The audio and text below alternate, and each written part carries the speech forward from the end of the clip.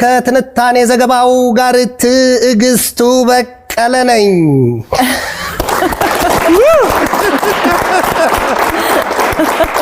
ዓለም መላጠፋ ሆዷ ገፋን ሆናለች። በአየር ንብረት ለውጡና በፕላስቲክ ብክለት ወዲህም በድርቅና በጎርፍ መጥለቅለቅ ወዲያም ደግሞ ከድሃዎቹና ሰነፎቹ እስከ ኃያላኑና ጠቢባኑ እንዲሁም ዲታዎቹ ሀገራት ድረስ ከግጭት እስከ ጦርነት የዘለቀው የምድሪቱ አበሳ ለመዘዙ ጠማቂው አስተናባሪና አጋፋሪው የሰው ልጅ መልሶ ዳፋው ተርፎታል።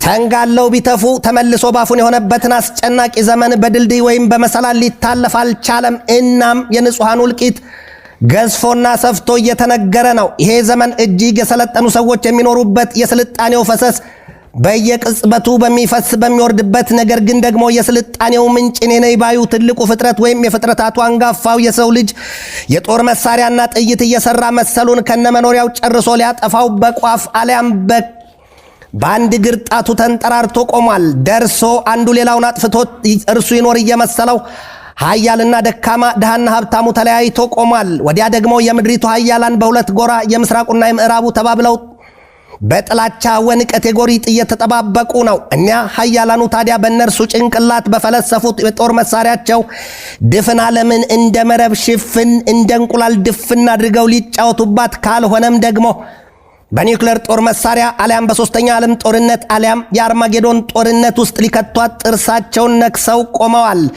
ትንታኔ ዘገባውን ስናዘጋጅ በዋቢነት አልጀዚራን፣ ሲኤንኤንን፣ ጋልፍ ቱዴይን፣ ጄሩሳሌም ፖስትን፣ ኢንዲያ ቱዴይ፣ ኒውዮርክ ታይምስ እና ቢቢሲን ተጠቅመናል።